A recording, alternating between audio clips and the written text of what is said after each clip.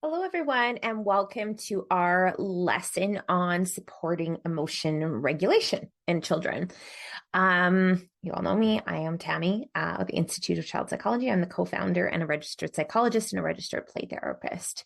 So let's get going with this particular lesson. So this will be one of our longer lessons along with probably discipline. And this is one that parents struggle with. And I think it goes right alongside with discipline, actually, because often when kids are overwhelmed by big feelings, they have really big behaviors. So I think watch both lessons, but you will see some overlap. And we're going to talk about some things that kind of get in the way. And then we're going to talk in depth about the brain. We also talk about it in our Parenting with the Brain and Mind module. And there's a little bit on it in discipline as well. So, if you feel the need to skip through this part, don't worry about it. This is why we have the fast forward function on the video. These are some things that kind of get in the way of our kiddos' emotions, our ability to regulate their emotions. And I mean, the one on here, I think that the first thing comes to my mind is caregiver expectation, which is the idea that young children can regulate their emotions and on their own anyway. And we know when we'll talk about the brain, why that is that kids who are very young, especially under the age of 5, typically need something called co-regulation, where the parent or caregiver is able to stay with them to help soothe those big feelings, to bring the parent's calm to the child's chaos, versus pouring gasoline on it, because when we're dysregulated, our kids automatically feed off of that. But and also just understanding that their brains are very immature and they don't have a very high functioning prefrontal cortex, which is our thinking brain. And we'll talk more about that here in a second. But there's some other things we often overlook, or we're not really taught as parents to notice or to pay attention to. And that is when our kids don't have enough play. And we're talking about, play is something humans do actually across lifespan. So we often see even adults who have poor mental health outcomes often don't play. Play is just defined a little bit differently. In our module on the power of play, we talk more about this. So we're not going to be talking a lot about play in this particular module. So you will go on to your power of play module to talk about what play is, what it means, what it does for the brain, and why we need to do more of it. But I can tell you that it is one of the reasons why kids have low emotional intelligence, struggle with impulse control, struggle with regulation, is play is a place where they process feelings and where they learn social skills. And so when kids don't have social skills and they don't feel competent, because kids also learn skills through play, that's how they're meant to acquire skills. So when they don't have that lack of play can lead to issues around feeling incompetent and inferior. So, of course, that is when we feel inferior and feel incompetent, we get anxious and we can get aggressive and we can get, we try to overcompensate. So that's a big one, is we've replaced like organized activities and academic activities with play. But again, go to our module on power to play, the power of play, to learn more about that. So the other one we're going to talk about are the 4 C's. We're going to do a slide on that next. The attachment system's compromised. So, obviously kids who don't feel connected to their caregiver, that dance becomes out of sync. So whether it's an insecure attachment or we just have moments of disconnection or repetitive moments of disconnection, when that dance with our child is not flowing, we're going to see kids who don't want to follow our lead, because we have to really be their compass point in terms of their behavior and their emotion regulation. And if we don't have their heart and they don't feel safe with us and they don't feel loved and seen and heard, they're not going to want to follow our lead, or there's going to be a lot of pushback and resistance. We come into this, and I talk about this in our discipline class as well. So we'll touch on it a little bit, and then we go into it a little bit more depth after, is our own baggage gets in the way. And that's really about our inability to regulate our own feelings because our lack of feeling seen and heard in our childhood. So that's a huge one. Technology is going to be a problem because that hijacks the sympathetic nervous system. And we get huge bursts of cortisol and adrenaline and big hook with dopamine. Kids get very hooked on the dopamine high they get from screens. So that's not great. Too much stimulation. This includes screens, but also just too many activities, too much bustle back and forth, between school and hockey or dance or soccer, whatever they're doing, it's often too much for their brains, and their brains are very underdeveloped in terms of several different areas that basically act as a filter to keep those sensations and things out. And we'll talk about a little bit about simplification throughout this particular module. And then obviously caregiver stress, like just when we are really stressed out and we can't focus and we can't stay attuned to our child, it's going to really hijack that child's ability to well, they're meant to tune into our calm and tune into what's called our parasympathetic nervous system. If we're in our sympathetic, which is basically the gas pedal instead of the brake, that child is just going to match us, which is to join us in our sympathetic nervous system, which is, again, the gas pedal instead of the brakes. So let's look at these 4 C's. These are huge. Courage, connection, capability, and to count. So when kids don't have these, we often see issues around dysregulation. So if kids have the courage, they get this from us allowing them to handle hard things, to be challenged, and to not rescue them from these challenges. This is how they gain autonomy and independence and resilience instead of inferiority. So we got to think of when are times does your child, when are they allowed to maybe climb a tree too high? When are they in an organized activity where they're being challenged, like learning a musical instrument? And I know you've probably heard me say that sometimes we put kids in too many things, but it's okay to have your kiddos in 1 or 2 things, but not even just 1. I would recommend, actually, but we just want to make sure we don't do organized activities at the cost of non-directive play and time with family. So it's all about balance, right? And Tanya's going to talk about that in one of her modules as well, on simplicity and family. Connection. So attachment, like when kids don't feel connected, they don't feel like they belong, and they feel isolated, they're going to look for connection in dysfunctional ways. Like if the only time we ever give our child connection and attention is when they're disruptive, what are they going to do? They're going to do everything they can to get your focus. So they're going to act out. That just makes a lot of sense. It doesn't feel good to feel invisible with the people we love most. So being connected and kids feeling seen for the right reasons is the way we want to go. Capability. This goes along with courage. It's developing specific skills so kids feel competent. And this is really about growing that upstairs brain, that thinking brain, that prefrontal cortex. When kids don't have things that they're good at, when kids don't have chances to practice certain skills, like through play, as an example, we don't find their passions, they are going to feel overly dependent, or they get trying to overpower everyone to overcompensate. And then you get into power struggles with these kids. And then the last one is to count, which is really about like significance in the world. It's like, where do they fit into their communities, with their siblings, with their peers? And like, do they feel like there's purpose in their life? And so obviously when you have a very young child, their world is very small. So it's usually about feeling like they can make a difference in terms of their family system. So this would be like contributing to chores around the house, helping with groceries, helping with the younger sibling. And then when we get to the more macro system, when we have teenagers, it's about like, where do I fit into the greater world? Like, is that volunteering? Is that, I don't know, taking a trip somewhere and learning about other cultures? Is that supporting another student at school who's struggling socially? Is knowing like they've been put in this world for a reason and they feel like they are an active participant in the it could be the smaller community or the global community, but that's just really, really important, is feeling like they have significance in that greater context. Okay, so this is a really, really tricky one, because so much, and we'll talk about baggage a little bit as we go through this particular module, but often kids are signaling to us that they're really drowning, they're really having a hard time, and they just don't have the skills or the tool set to communicate with us and to regulate their feelings. And so they act out in ways that are really disruptive, that are very triggering for us. And we often see it as a threat. It could be a threat to our identity as a parent. It could be a threat to, I don't know, our own regulation, where our kids trigger us and then we spiral out of control. And ultimately, we just have to see our children as quite innocent and just trying to get their needs met in the best way that they know how. That's really hard because when our kids send us, it seems to be a domino effect when they seem to trigger us, trigger feelings of inadequacy, like I'm not good enough and my kid won't listen to me and everyone's thinking I'm a bad mom or a bad dad.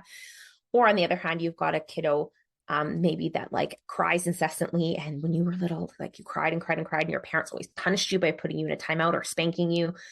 That crying is going to feel unbearable to you as a parent. It's going to be really, really dysregulating, and it's going to feel like a threat. But I guess the biggest thing is look for the goldfish, not the shark, that our kids are just trying to have their needs met in the best way that they know how. And we have to always give them a lot of compassion if we can, and grace. And then grace, of course, for ourselves too, because we're trying to navigate this and our own baggage that we carry into this parenting paradigm the best we can. So this is the threat response system we are talking about. We talk about this in discipline, and then we also visit this in our parenting with the brain in mind. So with this particular piece, I just want you to really remember that there is think of it as like when it comes to psychology, we're really simplifying this, that there are basically almost like 3 brains within the brain. So 3 floors. And this really comes from the work of like Dr. Daniel Siegel, Dr. Tina Payne Bryson, Dr. Bruce Perry, Dr. who else? Peter Levine. There's so many people who contributed to this model, but ultimately there is a primitive brain that is in charge of the body and the central nervous system. It asks, am I safe?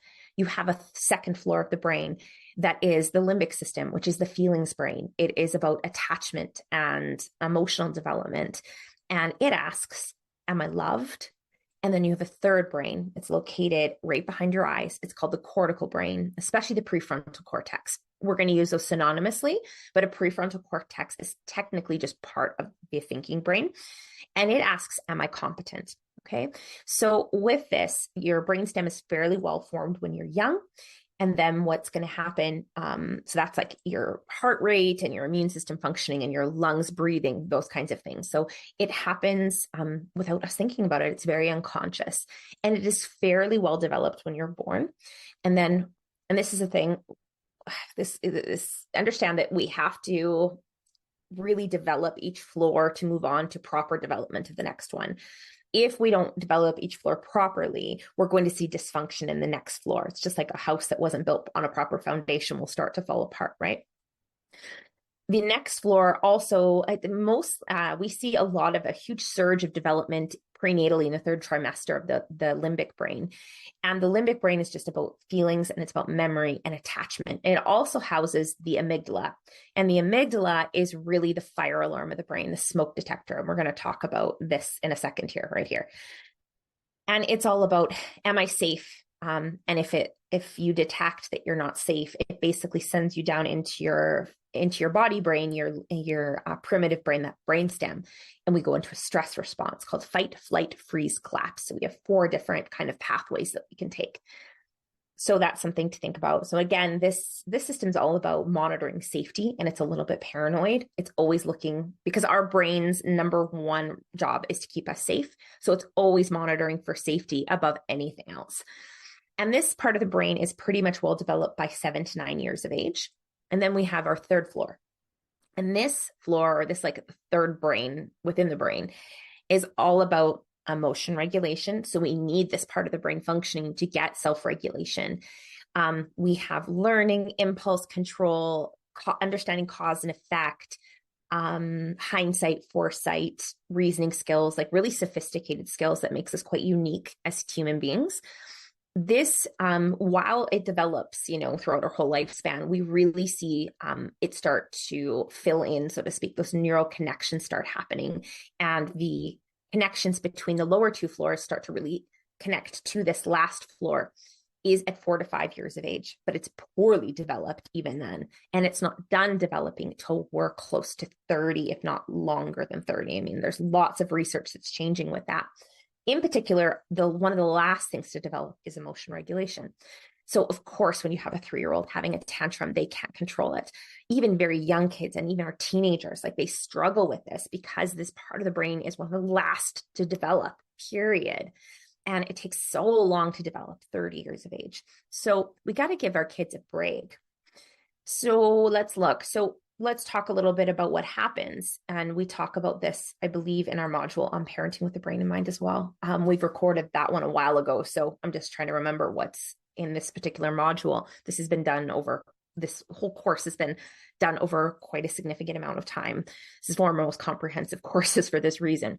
So if we think about, if hopefully you can see my camera here, we have, we'll use Dr. Daniel Siegel's model where we have the spinal cord attaches to the brainstem, which is your body brain, that asks, am I safe? And then we have our limbic system, our emotional brain, that asks, am I loved? And then we have our thinking brain, our prefrontal cortex, that asks, am I competent? Okay. Now imagine there's two knuckles here. Okay. Unos, dos. So the one knuckle is your amygdala, that is the smoke detector of your brain, that's saying, am I safe? And unfortunately, it makes mistakes really easily and feels threatened really easily. And the younger you are and the more immature you are, the more mistakes it makes, because really all the resources are down here in the two lower levels. And there's very, very little going on up here until we start to mature. Not only that, young children are very vulnerable emotionally, physiologically, psychologically. So of course, their brains are more primed to pick up for threat detection than adults are. They're smaller, they're more vulnerable, they need more care. And so, of course, the smoke alarm goes off really easily. It could be the wrong color of cup. It could be they're just tired, they're feeling sick. And if you think about it from an evolutionary perspective, feeling sick and tired makes you weak. And if there are predators around, you are the first to be picked off. So this makes sense why. And kids also have the need for predictability and consistency. So when they get the wrong color of cup, or you turn off their iPad and they weren't expecting that to happen, and there is an inconsistency with the action and intention, they feel frustrated because it wasn't predictable to them. They were expecting something different. And the lack of consistency and predictability is like one of the number one ways to set off young children. So when we feel threatened, whether it's a real threat or a perceived threat, what's going to happen is that amygdala is going to fire, and it's going to bring online things like the adrenal glands and the hypothalamus and the pituitary glands, called the HPA axis. And we are going to release stress chemicals such as adrenaline and cortisol. And when adrenaline and cortisol are released, we bring on the body brain, that is all in charge of our what's called the sympathetic nervous system, which is all about kind of survival. Our heart starts beating fast. We increase our breath to oxygenate our extremities so we can run away faster or be stronger. We stop digesting food, which is why we get tummy aches and stomach ulcers, and we have to pee. And then our bladder, we avoid our bladder. This is all like about, food and ensuring we're empty is an easy way to escape. We're lighter. We have better things to do than to worry about food, right? So that is your kind of that amygdala does, and it does many other things as well. Like our muscles increase in tension and our pupils dilate. Lots of things go on somatically in order for us to ensure our survival. So if that amygdala fires, it actually checks, before it does this, it actually checks next door to what's called the hippocampus. That's the other knuckle. And the hippocampus is your memory center for autobiographical or explicit memory. So the story of what happened. So if there is something stressful, and whether or not your child has an explicit memory or not, it will check next door and say, I wonder if there's another memory in here that was a problem in the past. And if the answer is yes, there was, it's going to send the troops in. That's when that amygdala fires. And then it brings on the body brain. It says not safety. So remember the job of this guy is, am I safe? So if he gets activated, we see this big stress response. And if your child, even if they have a very, maybe they're 4 or 5, and so that prefrontal cortex has started to come online and fill in, what'll happen is we see, this is Dan Siegel's model, we flip our lid, which simply means there's a lack of conductivity between the feeling and body brain and the thinking brain. So that pathway is like out of service. The Wi-Fi is down. That's what I tell kids. Their Wi-Fi is down. And that's where, whether you're 80 or 8 or 8 months, if that happens, if our amygdala is hijacked, we don't have that ability. Like we do things that we normally wouldn't do. So maybe not 8 months, but I would say, 8 or 80 is we say things we don't mean, and we do things we're not proud of because we're not working in a reasoning part of the brain at this point in time. Okay. That's why when we have fights with our spouse, we are kind of nasty, or we get really angry, or we throw something, or our kids have a tantrum and they bite us or throw things at us. That's an amygdala hijacking that thinking brain. And then we have these 4 pathways. So once the amygdala has taken over and it's like in command and the brain is hijacked, we do 4 things. We either fight, we're aggressive, and this is all based in fear, all of it. Like, it's so funny when people call it like anger, they want to call it anxiety, they want to call it agitation, they want to call it sadness. It's really fear. That's all fear. It's fear of not belonging, fear of insignificance, feeling overwhelmed, feeling unsafe physically, fear of not knowing what's coming next, fear of something bad happening. Like, it's all fear. And it's so interesting when you can see your child's behavior as fear instead of aggression, fear instead of anxiety, fear instead of opposition. We are much more compassionate to our kids. It's fear. And of course, the fear isn't always rational, like the wrong color of cup. Like, how was that fear? Well, it was an unpredictable outcome for them. They expected something different, and the brainstem thrives off predictability and consistency. So, and of course, as they get older, they can start to self-regulate, that they won't have that meltdown in the same way. But this is a brain, very young brains are very underdeveloped. So again, we have that fight response. We have flight, where something is a threat, like think of our evolution as a species. There's an avalanche. We want to run away as fast as we can. The fight response would be, there's a predator attacking me. I got to fight them off. You have a freeze response, similar to a gazelle or a deer in the forest or in the savannah, where like they think they hear a threat, but they're not sure. So you freeze to decide what you should do. That's your freeze response. Like, I'm not sure what to say or do, or what's the smart thing to do. Do I waste all my resources by fighting or run away? It's adaptive because we don't want to waste our physiological resources, right? So that freeze is like, I'm not really sure what to do. I need to take a moment here to figure that out.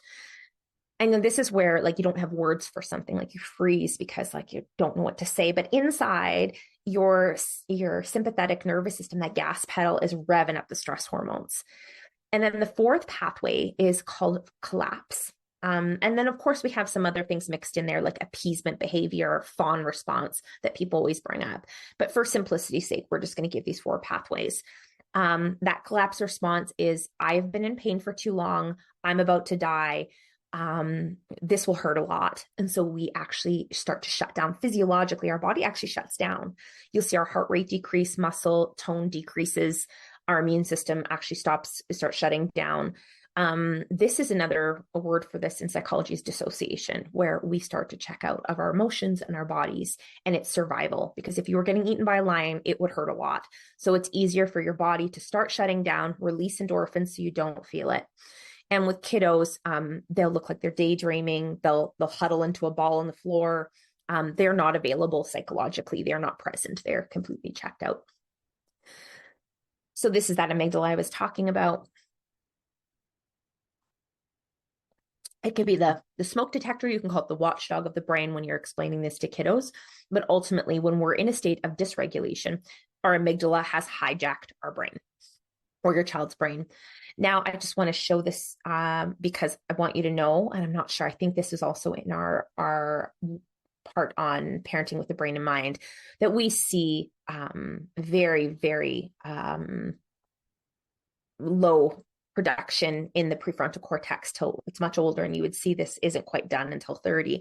So I just wanted to show you that, you know, when your kids misbehave or they have these big feelings, of course they do. Like, look at the brain, how underdeveloped it is. So we're dealing basically with dysregulation, this reactive downstairs brain versus a receptive upstairs brain. It's just another way of looking at it.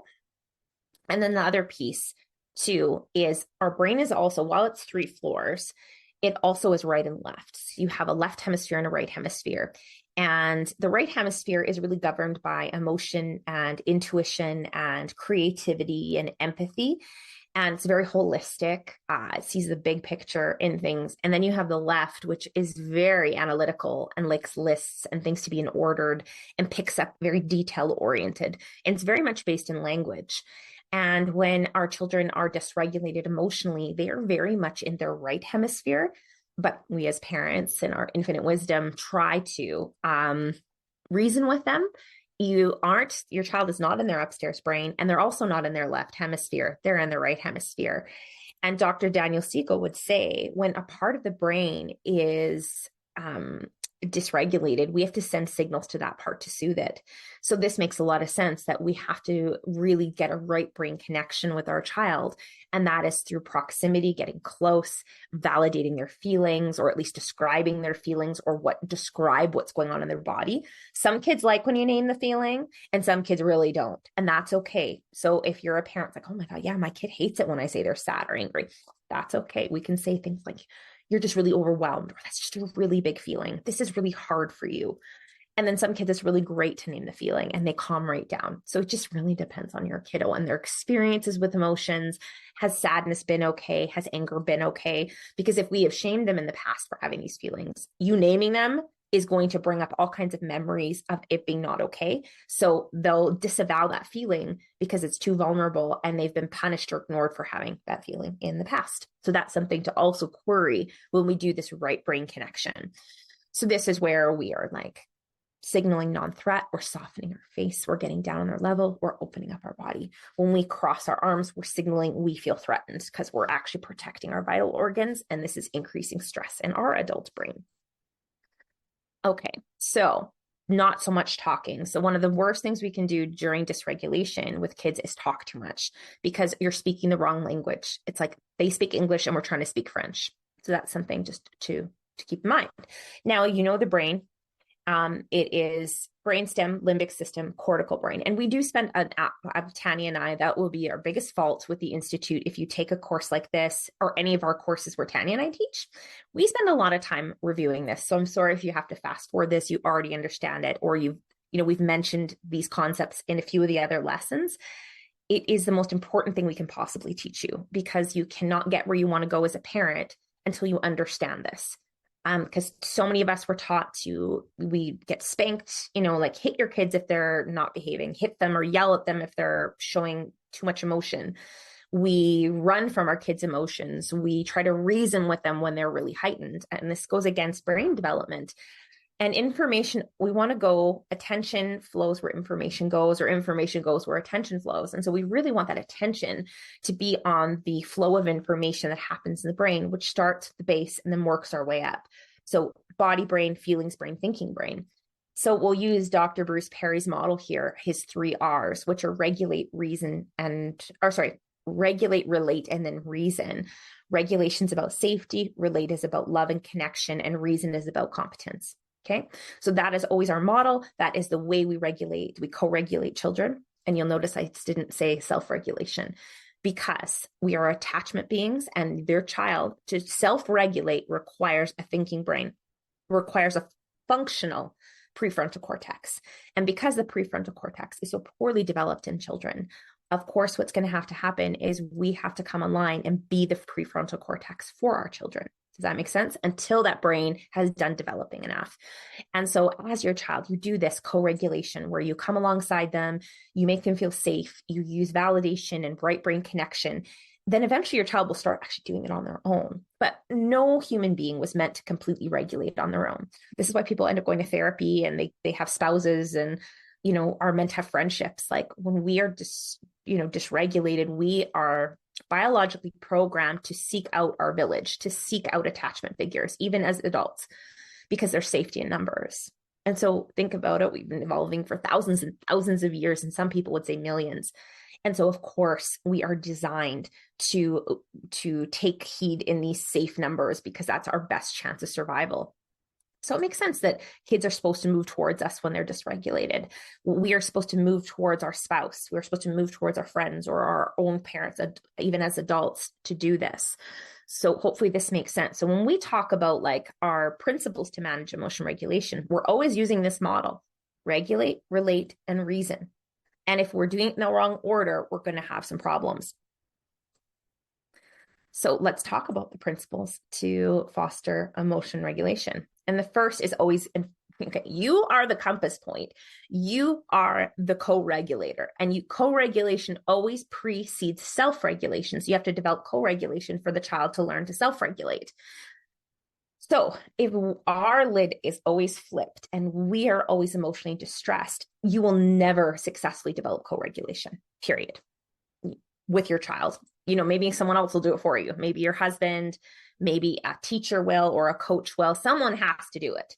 So if your child learns sufficient self-regulation, it is simply because, sorry, there's flies in my house right now. It's fall here in Canada where I'm taping this right now. So someone has to do this. So whether or not, and now this is about baggage, as I mentioned earlier, that sometimes we have baggage we carry around from our own childhoods where, or it's messages we've received from, the outside world being like, you have to control your kids or they're going to walk all over you. Or it's certain emotions make us really uncomfortable because our parents weren't comfortable with it.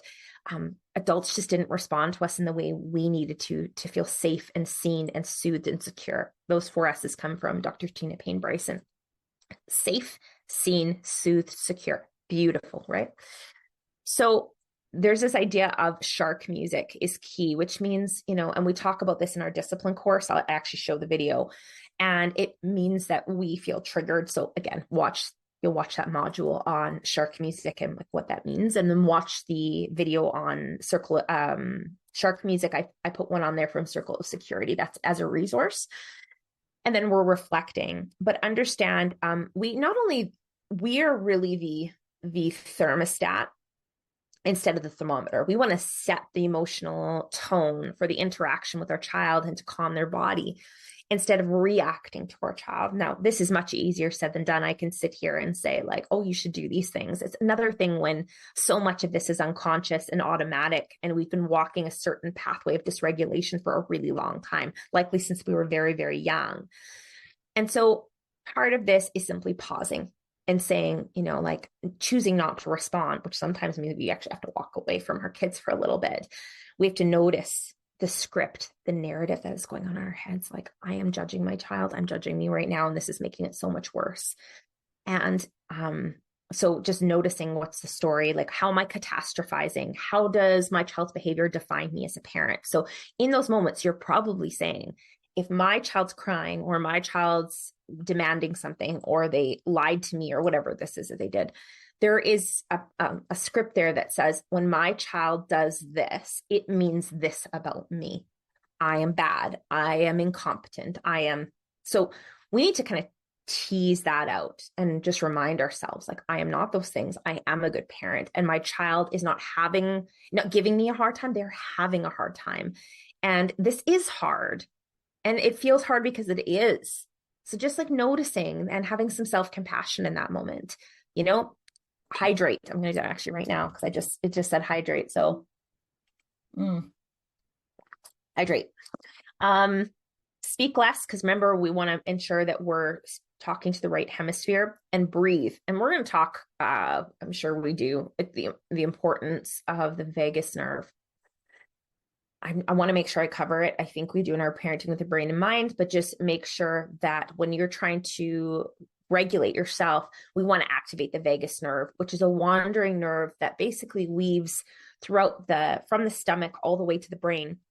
And the more we activate the vagus nerve, we push on it like a little mouse hitting a button for a treat, or like you in a slot machine in Vegas. We want to hit it and hit it and hit it, and it's going to calm us down. When we activate the vagus nerve, and one of the biggest ways to do that is to take deep breaths in through the stomach. So why do we do this? Why do we, try to regulate? I mean, there's so many other things we need to do to regulate. Like, we have a whole actually section on navigating parental stress. So please know we have a course there for this. Like, we have a module there for navigating parental stress. So like, please go to that if this is really hard for you. Okay. But because we do this, we practice self-care, and we practice compassion, and we practice learning regulation ourselves, because, we have to put the mask on ourselves first, or we can't help our child, right? If, that's what they tell you when you're on the airplane, because if you don't do this, you're no good to your child passed out. So again, we will speak more to this piece in our navigating parental stress. So we're just going to put a pin in this, and you can go to that section. Like, how do we keep our cool? How do we take care of ourselves as parents? Principle 2, and again, like, a connected child is a regulated child eventually. Okay. So it does take time, and it takes, sometimes it can take 45 minutes. And sometimes I joke it can take years, like, to form that secure attachment. And this is why we have a whole module on attachment. So again, we're just going to be careful how much time. This is how all these concepts are so interrelated. But really, I want you to remember that attachment, and go back to that module on attachment, is really about armor for that child. You are the compass point. When they feel good about the relationship they have with you, they are co-regulated. We can look at EEG scans of looking at moments of happiness or dysregulation for a child when that parent is a safe person and that parent is showing compassion and is doing that right brain connection, that the brain of the child starts to mirror the brain of the parent. And that can be bad too, because if you're dysregulated as a parent, your child will actually sync up to your level of brain activity. So we want what's going on in our brains to signal calm to your child's brain. So they will, because they're going to sync up with you regardless of what you do. And it's all about, I think, resilience for our kids. Like we know the more, safe, attuned relationships, secure attachments a child has, the more resilient they are to, especially to negative mental health outcomes and disorders. And so I really love this quote: when a child's in the room, does your child or anybody else's child, do your eyes light up? Because that's what they really are. So I've mentioned co-regulation here. So that's really about coming alongside your child during hard moments. And I always think of I forget the movie this comes from with Tom Hanks, but where he's Miss Sully, I think, and he has to land the plane in New York. It's based on a true story. And ultimately, when the plane is either taking a nosedive down or there's just turbulence, ultimately you don't want the captain to come on the speaker and being like, so I really don't know what to do right now, and we're having some turbulence, and I really hope we don't crash, bear with me, everyone. No, you want them to come on and say, it's okay, everyone, we're having a little bit of turbulence, I'm going to get you to the ground safely, you're in very good hands in our plane, let us know if there's anything you need. So there's just this I've got it, we're okay. And so it's just that steadfastness that parents need to really, and it's within all of us, this I've got it. Often our thinking gets in the way, our shame gets in the way, our dysfunctional childhoods get in the way, our burnout gets in the way, but it's being the calm and steady pilot instead of the panicked passenger that is vital to these moments where your child is losing it, when they're sad or angry or anxious. So 2 lovely ways to really hone in on attachment. Now you've got a whole module on forming attachment, so we're not going to spend a ton of time, but just a couple reminders here. One-on-one time with your child cannot be overstated, period. It's time. It does not have to be every day, but if your child's super dysregulated all the time, I recommend this every day until we get them more regulated. And that's just where the child chooses, or you can choose together, something you do one-on-one, where there's no other distractions, there's no phone, there's no other siblings, no, I would say, unless it's a movie time, I would say no electronics. My kids are getting older where they love movie time with us. But when they were really little, there was no electronics involved in this, but it could be playing a board game, Barbies, coloring, Lego, whatever it is. Your teenager, it might, just go for a walk with them, play basketball with them, listen to music with them, cook with them, whatever it is. It's just time spent one-on-one with your child. And it does not have to be for a long time. It could even be for 15 or 20 minutes once a day if your child's struggling, or maybe it's an hour a week for a kiddo who's fairly regulated. But I always do it more when a kiddo is having a hard time. And then the second one is love languages. This is by Gary Chapman. There's a quiz. If you go to, I'll try to remember to put a log. There's a quiz. I'll try to put it as a resource, but I may forget. So you can just look up the 5 love languages for children, Gary Chapman, and put it in the Google quiz, and you'll see it come up. And hopefully I'm going to get them all right. We have words of affirmation, gifts, words of affirmation. Of course, I didn't write these down. Gifts, quality time, acts of service, and physical touch. Those are your 5. So your physical touch, well, that's obvious. Kids whose love language is physical touch is really about hugging and kissing and snuggling. They really need a lot of high fives and very physical. Your gifts are obviously small acts. It doesn't have to be expensive things, but little things like buying their favorite food or leaving them a note can kind of go into also words of affirmation. But I don't know, the type of gift you buy them for their birthday is going to be really important that you thought about it. Gary has so many more recommendations on this because I'm doing this one on the fly but none of my kids are gifts. Or when you buy them like their favorite treat at the store or something. Those are like little gifts that aren't huge, but there's something about that quality of the gift that's really important, that you were thoughtful about it. And then words of affirmation is obviously like validating their feelings and also commending them, like you did really well at that, or you tried so hard, or I'm so grateful to be your mom. That's my son is very much words of affirmation, as am I. Quality time, that's my teenager. It's like just spending time doing things together is really important. And then acts of service is like cooking your kids dinner, doing their laundry with them, getting up early and cooking them breakfast in the morning. I'm very familiar with this more for adults because I used to be a couples therapist. It's when my husband like fills up my tank on my SUV, without telling me. So it's just doing things for that person, like bringing your child a glass of water before bed because they're going to get thirsty, like kind of knowing that ahead of time. So those are some great things, some tidbits there on that piece. Emotional literacy, this is Tanya's kind of section. She does a lot of resiliency research, but it's the ability to read and understand your own emotions so you then can understand other people's emotions. And, as a parent, I can tell you my go-to on this, especially when my kids are very young. So I hope many of you are taking this course when your children are very young, because there's so much you can do when they're tiny with this. We can read books to them on emotions, but what's actually the best thing to establish emotional literacy first is helping them understand their feelings, which means like validating and naming the feeling is going to be huge.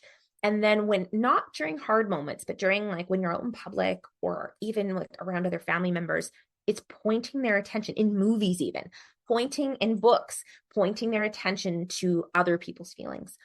Oh, like I think of taking my son to a play park when he was even 2 years old, and we would see other kids crying and me pointing my attention to how that child is feeling. Oh, he's so sad. Or we would be, another child would throw a tantrum at the grocery store. I would say he's really frustrated. He didn't get what he wanted. And then, then linking it back when they're a little older, saying, can you tell me about a time you felt that way? And you can do this with characters, books and movies. It doesn't work though, if you haven't cultivated those pathways of empathy. So in order for a child to recognize a feeling in another person, you have to have them be able to recognize it in themselves. So that predates, you have to do that first. So that's something to consider there. There's another quote here for you. So we need to nurture all feelings. We need to have empathy, which nurture all feelings, meaning you can't selectively say one feeling's okay and one's not. So I have to think of all emotions have a purpose. They're biofeedback. They tell us, whether we should run away or hide or connect or move towards or work harder. So Mother Nature designed them with a very good reason, for very good reasons. So we don't want to knock them out or just say some are okay and some aren't. We want to normalize like that everyone has these feelings, and to talk about the times we screw up because we felt that way. So, like we can say things like, mom yelled because she was just feeling so frustrated inside, or, mom's having or dad's having a really hard time. He's really sad because grandma died. So not making the best choices right now because I'm just really sad. And then again, I mentioned finding everyday examples of those feelings. What we can do, I have calm down corners, like where are places now, it can't be as punishment though.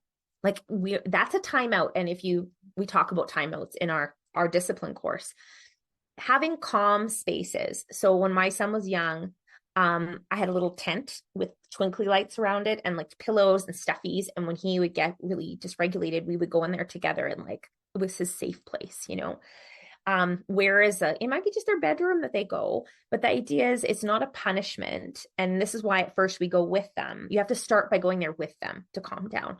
And then eventually they will say, I need a minute. And my kids do this now. They're like, I just need to go breathe in my room.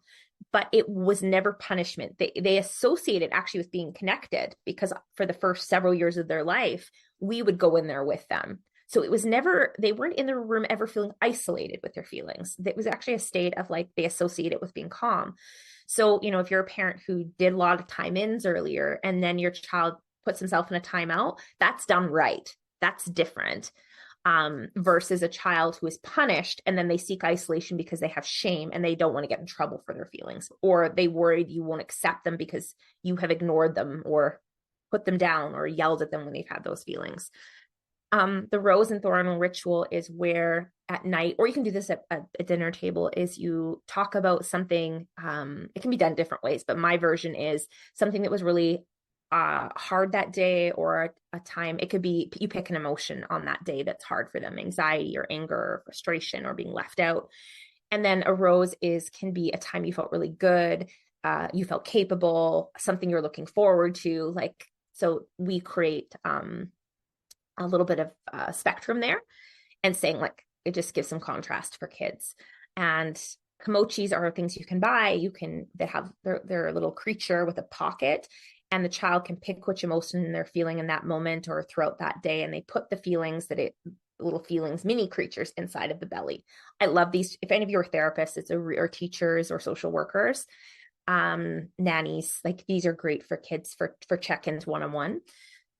And then Big Life Journal is great for emotional literacy. We know the gal who founded that. We've worked with her quite a bit. So I'm a big fan of their products.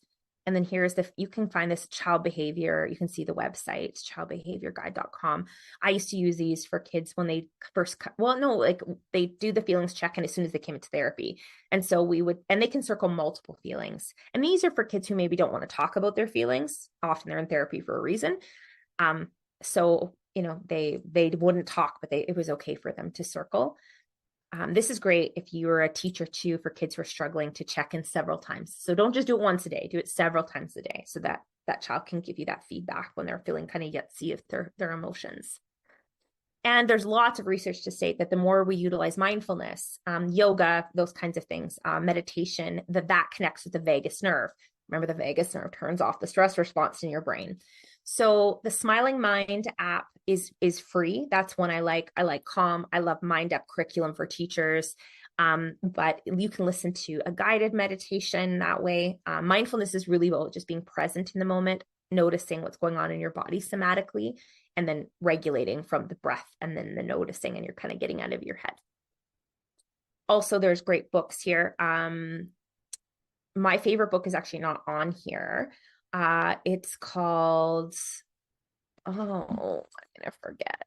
It's called, I'm gonna forget here. Feelings book, children. Sorry, this is super professional, me checking my phone right now. The Way I Feel. I have it in my therapy room. The Way I Feel. That's my favorite book for teaching kids about emotions. And if you ever get this book, The Way I Feel, make sure you talk about times you felt that way. So when you read a page, it talks about a feeling. Make sure you say, can you tell me about a time you felt that way? And then you, as the parent or therapist or teacher, talk about a time you felt that way. Keeping it simple. Tanya has a module on this, actually. So again, these are all principles. You can see how they get interwoven into just health for children. Adult conversations belong to little ears. So we want to be careful about, we don't want to bring in developmentally inappropriate conversations. And it doesn't even mean about, sometimes we just do it with our spouse or with friends while our kids can hear. And so we don't want to talk about things that going to overwhelm our kids too much, or that just aren't appropriate, or that model maybe being nasty. I always say, to my husband, like, if we can't say something nice, just don't say anything nice at all in front of the kids. Like meaning about the intentions of others, or just be neutral. It doesn't have to be nice. It's just like neutral or positive. Like, we can talk about choices that people made that maybe weren't good, but that doesn't mean we're negative about it. Keeping adult issues aside, that doesn't mean with our kids we can't talk about what's going on in the world, but we want to make sure that's in developmentally appropriate ways, and probably not have our kids watching CNN or Fox News all day long. Like, we don't want them seeing inappropriate things or hearing about world events that's going to be very disruptive. There's a difference between having them watch the news and all these negative things versus showing them a single picture and having a conversation and being inquisitive about talking about what's going on in the world that could be important for them to understand. Yes, so that's just, and understand they only have a very small window to be young. If you like this idea of simplicity, we actually have 2 courses in our app. called Simplicity Parenting and Family Reset that talk a lot about this. So if this is down your alley, Kim Payne wrote the book on simplicity parenting, and it covers these pieces with lots of research. And Emily Delatorre also created a course on the family reset. It's a little bit shorter. Kim's is about 4 hours and Emily's is about 2 hours. So this is addressed in much more depth. And then Tanya obviously is going to talk about this in the next module. We know that screens really hijack. And then Tanya also has a module on the impact of technology on the brain. So we have you covered on tech. But understand that screens really hijack the emotional system. That's what I want you to know. It increases levels of adrenaline and cortisol, which causes us to flip our lid. This go into fight, flight, freeze, collapse. Sometimes we go into collapse intentionally with screens too. We want to tune out. We want to shut down. So we watch a screen in order to deal with our feelings, to numb out from our feelings. Kids will eventually do this too if you let them have enough screen time. They realize that when they're on the screen, they don't have to feel their feelings anymore. And that's not healthy coping, right? And then also they get very addicted to the dopamine, which is a neurotransmitter that's involved in motivation. And it's like you're supposed to slow drip dopamine, and what screens do is like gives you like this big surge, like hooks you up like with an IV, whole bag of it instead of like slow dripping it. We just get it sort of right into our veins versus getting a little bit at a time here and there. So I would highly recommend Tanya's module on technology. And then less is more, just understanding that kids are very easily overwhelmed sensory wise, because the hypothalamus and the hippocampus, that both are kind of two parts that are involved in attention and involved in regulating, basically are a filter for the brain, don't work very well until our kids start to get older. So kids are very easily overwhelmed by smells and lights and sounds. If they don't have enough rest, they don't have enough sleep. This often hijacks their brainstem. And if those lower floors are not doing well, you definitely aren't going to get very good emotion regulation. Hopefully that makes sense. And creating rhythm, that brainstem in particular, remember there's the 3 floors. The first floor that asks, am I safe, is really big on rhythm and predictability. So having schedules for meal times, or talking about with my son, I remember laying in bed with him and, letting him know what's in bed, like letting him know what's happening the next day, if anything's changing, and in the morning reviewing his day. And I actually still do this with my kids. So that is another big one, because if kids don't have predictability, their amygdala, remember that smoke detector often goes off. So just being very intentional about that. And then, okay, let's talk. So the last 3 principles are really about the 3 floors of the brain. So this is emotion regulation 101. Like this is really like the brain. We talked about the science. Let's just bring it in a little closer. So safety in the brainstem, the body brain, which asks, am I safe, is both, it brings emotion in from the limbic system. And this is all about like the caregiver is emotionally available and who is predictable and consistent in that. And emotions are tied somatically. So helping kids understand, after doing some emotional literacy work, where when your child is sad, you can say things like, oh, your chest feels really heavy, or I can see your face is so red because you've been crying, or I can see that tension in your throat. It's really sad. That's what we want to cry. We feel that. Or you're mad. Oh, I can see your fists are clenching and your jaw's really tight and you're getting really hot. Because actually emotions happen in the body first. They actually do not happen in our thinking brain. They happen physiologically first.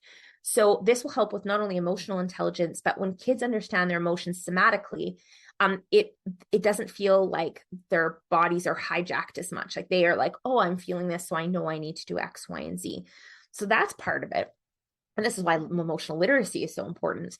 And it's also physiological. This is about you not only feeling safe, it's about you being predictable. It's about understanding that kids are so easily overwhelmed sensory wise, and every child has a unique sensory profile. And this is not just for kids with autism or sensory processing disorder. Everybody has certain sensitivities, and some kids are very sensitive to everything. And some people, it's just certain, for me, it's tastes. I'm very sensitive to taste. I cannot eat spicy food to save my life. I have very visceral reactions to certain tastes, like more so than I've seen with a lot of people. So I tend to be more of a picky eater.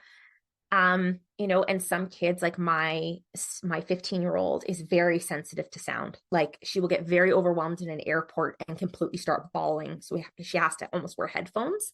She wears headphones actually almost all the time now. Not during class or when we're talking to her, but it does help her if she can block out noise. And then my 9-year-old is very sensitive to texture and like anything on her skin. I've noticed. So this is part of it. And the other thing is like, is the body healthy? And because a body that is unhealthy is physiologically less safe than a healthy body. So if we think of it from growing up outdoors on the plains, on the savannah, in the mountains, when we lived outdoors, if your body wasn't working correctly, you were probably the first to get picked off by a predator. You won't be able to run fast enough from an avalanche. So it makes sense that when children are tired or sick, or they're not eating the right thing, so their stomach is, we'll talk a little bit about that in a second, their digestive tract isn't working appropriately, and they're having really adverse reactions to certain foods, they're not getting enough movement, so their vestibular system is just not functioning properly. And they're, not able to get into a parasympathetic nervous system response, which is like the brakes of the brain. Yeah, they don't feel safe in their body. So I know we don't think of that. I didn't for the longest time. It wasn't actually to the last maybe couple years as a psychologist when I really started looking at sensory profiles and understanding sensory integration in the brainstem, which is like a whole nother course in itself.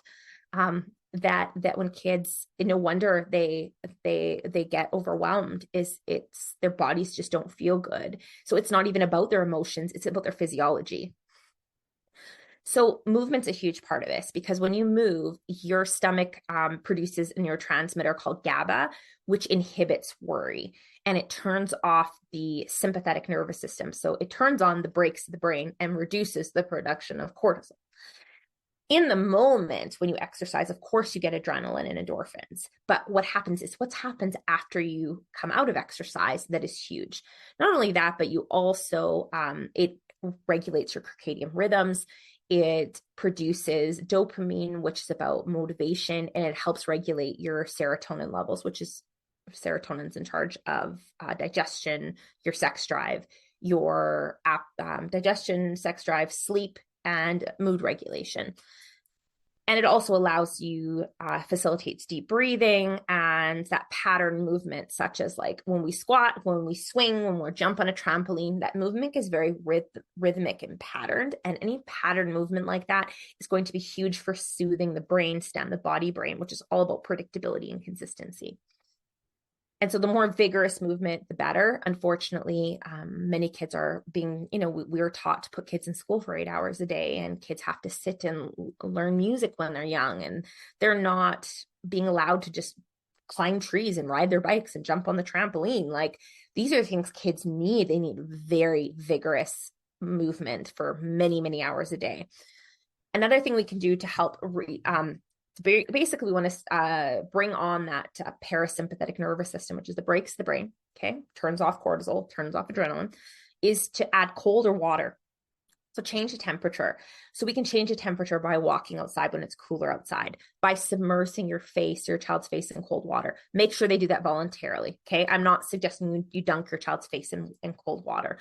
But if we teach them this when they're calm, and then we remind them, now when they're at a 10, I wouldn't be doing this, but maybe when they're at like, on a scale of 0 to 10, your child's at like a 1 or up to a 3 in terms of their dysregulation. Then you could do the face water submersion, or suggest, add water, put them in the shower, encourage them to have a bath. Again, another thing you can do is interesting, that gets that vestibular input, is through the feet. That anytime you get any massaging feet or walking outdoors with bare feet, stimulates the vagus nerve. So that's another thing. And especially if you add cold to that, so in combination. Another thing is crossing the midline. So this is all about bilateral stimulation. So stimulating the left and right hemisphere. Now, walking does this. When you walk, you are actually getting bilateral stimulation where the left and right come online. So we get what's called integrative functioning in the brain. So it's really helpful for regulating feelings. The other thing you can do is have that child takes one of their orifices from their left side and move it to the right across the midline of the body. So you can see how this little guy here, if we look at the top left here, is taking his right hand and moving it to the left side of his body. And then you would alternate left, right. So your right hand goes to the left side of the body, and then the left hand goes to the right side of the body. Same with the toe tapping, your knee to your opposite elbow in doing this here, or throwing a ball with one hand and catching it with the other is another good one. Or we can do what's called butterfly hugs, where we do some tapping. You can look up the tapping solution to learn more about that. It comes from actually trauma therapy. So, and then sensory kit, understand here that you can have kits you can develop for your kiddo, things that like really bring them calm. And every kiddo is going to be different, where you might have like chewlery that they can chew on when they feel overwhelmed, noise canceling headphones they can put up, having you can get diffusers that go around their neck with essential oils that make them feel good. Often tea tree oil or lavender are good ones. Having a calm down corner, engaging them in the calm down area, crossword books, coloring books, playing with sand. If you've got young kids, or water is really great for anything somatic that's very rhythmic. Being with animals is great actually for regulating the nervous system and bringing them all these like really good feel good chemicals like oxytocin and dopamine. And I also I mentioned the teepee or tent that I bought one of those off Amazon, and also your diet. I don't know if we talk about this in our other courses, so I will mention it here, that 95% of your serotonin, which regulates your mood, it's a neurotransmitter in your brain that it goes up to your brain that regulates your mood, comes from your stomach and your gut. So if our guts aren't healthy, we're going to feel anxious and depressed. Like, this is just basic science. Now we know this. And so ensuring certain ingredients are found in your child's stomach, their microbiome. We have about up to 6 pounds as an adult. So it's 2 to 6 pounds, depending on your size, of gut, like bacteria in your gut, that if those little critters aren't happy and healthy, you're not going to have enough serotonin. So making sure your child's brain is getting enough serotonin is making sure their stomachs are healthy, what's going on in their gut lining and their intestines. And so what we need is high amounts of fiber, any fermented food, low processed food, low sugar, complex carbohydrates, vitamin B12, B6, C, D, and magnesium are super important. Fermented foods, leafy greens. These are all really, really good things, or things, like I mentioned, you shouldn't put in there. And then first, there's a lot of controversy, but a lot of people would say genetically modified gluten, which is unfortunately most of our gluten now, is not good for the gut lining. So wherever possible, I prefer to use like rice flour, almond flour, just because the bread that we eat today is not the bread we ate 50 years ago, because we've modified the structure. And if you want to learn more about this, I am not a homeopathic. I am not a naturopathic doctor. We do have a course called Holistic Parenting, where a doctor will speak about this. She has a whole course on this. So I really recommend you, or we have a podcast actually episode with her name is Dr. Saeed, and she has several books called Holistic Parenting that speak about gut health and what we need to eat for our mental health. So that's not my specialty, but I know a little bit, enough to tell you like this is important. And then breath work. So remember I said that when we stimulate the vagus nerve, that wandering nerve that goes from the stomach to the brain, that this is really important for calming and hitting the brakes of the brain. So there's a couple different breathing techniques you can do with kids. Now, you don't do this when they're out of 10. This is the problem. You have to understand, like, you want to do these things when your child is just a little bit agitated. When they're at a 10, the only thing you're going to do is stay with them and co-regulate them.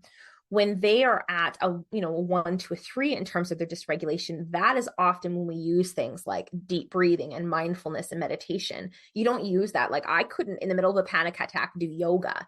So you have to think like, if our child's, at an 8 to a 10, we're probably going to do mostly proximity seeking, staying with them, being quiet. So that in our course on discipline, we talk about time ins. Okay. So validation, there's a whole thing on that. So go to that course for that part.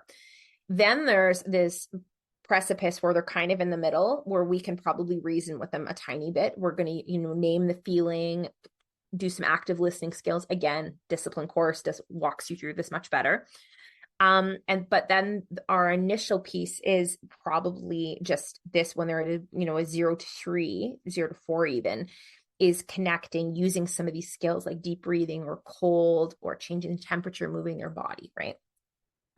So heart and belly is where you put one hand on your heart and one hand on your belly, and your belly has to get bigger than, it has to rise more than the hand on your chest. So that way we're doing diaphragmatic breathing to the gut, right? Pizza breaths is when you've got young kids and you smell the pizza, you hold the imaginary pizza, and I'm actually really hungry right now, so now I want to eat pizza. You smell, blow on the pizza, eat the pizza, okay? Chair breaths, I love with teenagers, where you have them sit in a chair and put their arms behind their back. This increases the chest cavity 10 times, allows the breath in through the stomach very, very easily, versus teenagers who love to cross their arms across their chest, which actually increases stress in the brain. Progressive muscle mat relaxation, you can Google it. This is where you want to, like, say you squeeze each group of muscles one at a time. So we would start with like squeezing lemons with our hands, and then you squeeze till basically your hands are shaking, and then you drop them. And then you could do downward dog and be like a cat. You're stretching. So imagine downward dog yoga pose and you're stretching like a cat. You could pretend to put a jawbreaker or gum in your mouth, and you clench your jaw. You could tell your kids that they're laying on the ground and a baby elephant's going to step on their stomach, because you do like maybe a guided visualization where they're laying in the grass and you kind of get them into it. And they have to make their stomach really tight. So we're holding our abdominal muscles. Or what's another one? Oh, you clench the whole body by being a turtle in their shell. Trying to think of another. Oh, squeezing mud with your toes is another one. And again, we're always squeezing, hold about 10 seconds, and then we drop, and we repeat each muscle group about 3 times. Safe space is where you can teach your child to do a guided mindfulness activity where they do some deep breathing, and then you have the child shut their eyes and say, I want you to think of a place that you feel calm and safe. So it can be a real place or an imaginary place. And again, we're not doing this when they're a 10. We're doing this when they're, I would do calm place when they're actually not agitated, and then practice it when they're at about a 1 to a 4. And so they do their safe place, which is maybe grandma's house, and they close their eyes and you ask them to use their 5 senses. What do you see? But then they're imagining this, right? What do you see? What do you hear? What do you feel? What do you taste? Forgetting one. What do you hear? What do you see? What do you feel? What do you taste? Anyway, the 5 senses. And from then on, you then are going to say, what name are we going to give this? And have them visually walk through the safe place with you as their eyes are shut, saying, yeah, I see my grandma's house, and I smell banana bread in the oven, and I feel so warm inside, and I see her mixing the batter for the banana bread, and I can smell it baking in the oven. And like, again, you go quite somatic into it. And then at the end of this visualization where they bring in all their 5 senses, we would do some, we take our hands, we cross, we put our thumbs together, we do some tapping, and we close our eyes and we tap, and we say something like, I am safe, I am calm, I am happy, like whatever that is. And so then when your child is dysregulated, that's why you practice this first when they're not, and then we do the safe place where we do some tapping and we bring them back down. You could do, I don't know why I Spy is on here, because it's a calming technique, not a breathing technique, I guess. So you can use guided mindfulness or meditation. That's what the Go Noodle or Calm or Smiling Mind would be good for. I Spy with my little eyes is just a way to get them like back into their bodies. Like, I spy with my little eyes something that is green. And then colors, using colors to teach them about like, what color are you right now? And again, we have to teach them this when they're calm, is like, am I blue? Because maybe blue is sad, or red is angry, or yellow is anxious, or brown is bored. And then we can have them draw themselves and color in the feelings that they're having. That's just a nice grounding technique. And coloring is actually really good for bilateral stimulation.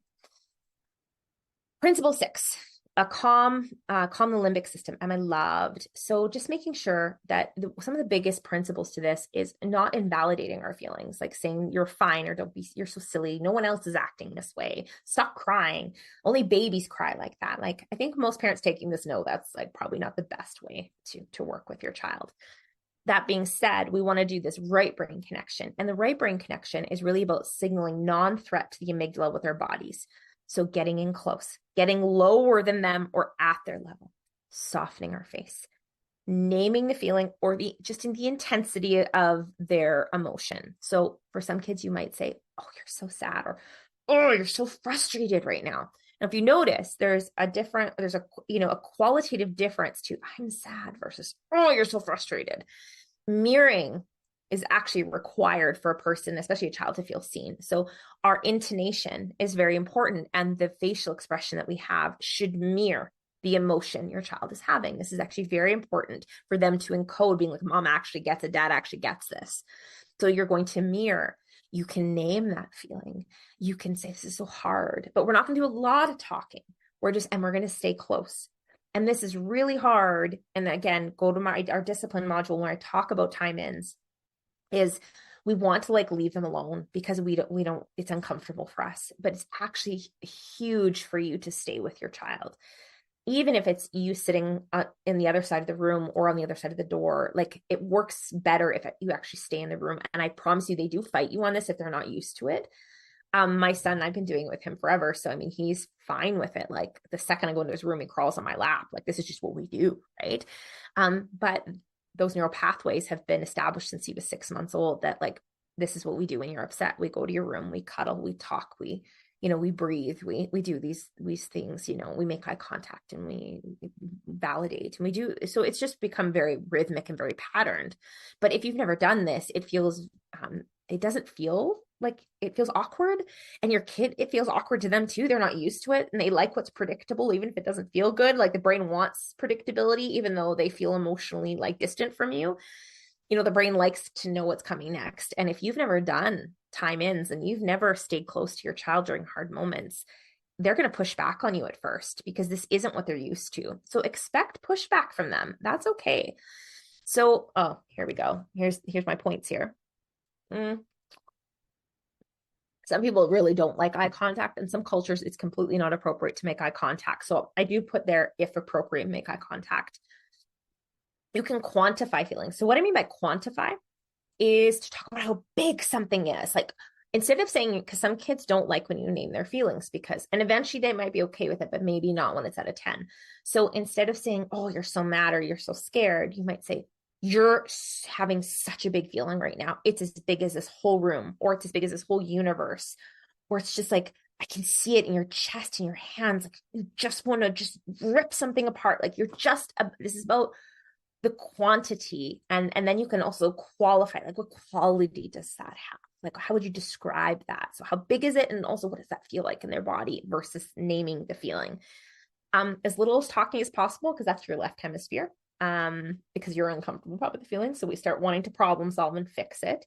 But we don't want to fix it. We're not offering solutions at this point. That's the wrong floor of the brain. That floor is next. Okay. We're not using that floor yet. First is about safety. The next is about love. And the last floor is about thinking. So we can't go to that part of the brain until this part of the brain has been soothed. Some kids can do this in 15 minutes, 5 minutes. My son can do this now in about 10. It used to take an hour. And honestly, my 9-year-old, it still takes her 45 minutes to calm. Like when she's really blown her lid, like 45 minutes to calm down. She will still have complete fits sometimes. It really depends on your child's level of sensitivity. So, and I put this on here, but you have a discipline module. So I think actually that is next. So make sure you don't skip that, because we talk so much of this overlaps, because often we want to discipline when kids are dysregulated. So one of the things I would say is this a can't or won't? Because if that child's lid is flipped, their brains are immature. It's not about they won't do it. They literally can't do it. They can't regulate their feelings or make a good choice in that moment.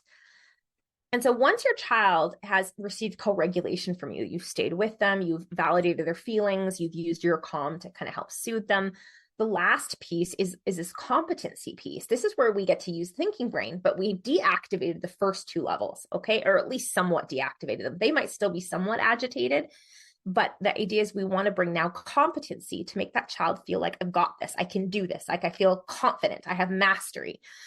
And this is the things we can do, like after your child has had their meltdown or had their big feelings, whatever is going on, had a tantrum, is we can talk about new skills to do next time because maybe they had the meltdown because they had a fight with their sister because they used bad words, or their sister, their sibling conflict there. That maybe once they're calm, we can practice different ways of getting what they want, or navigating tricky emotions with their siblings. Maybe this is where we practice apologizing or making it right. This is all discipline stuff that you'll get later. Engage them in, have them play, like non-directive play with them if that works. Get them to do a puzzle or a board game. I noticed there's an error there with board game. It should have space there, but anyway. You can also do things like navigate, examine their negative thoughts. Like sometimes the reason why, especially older kids will get angry is because they had a negative thought, or the negative thought makes it worse. So we get emotional, our anterior cingulate cortex and our thinking brain gets activated, and then we get really rigid thoughts. Like, if nobody likes me, you're the worst parent in the world. This is our brain to actually trying to keep us safe. And we can teach kids this, just not when they're drowning. And so we can do things like a thought detective, being like, yeah, you were really worried. And so then you didn't want to go to school. So then you cried a lot. But tell me more about your worry. What did your worried brain tell you? And that's really their amygdala, right? What did your worried brain tell you?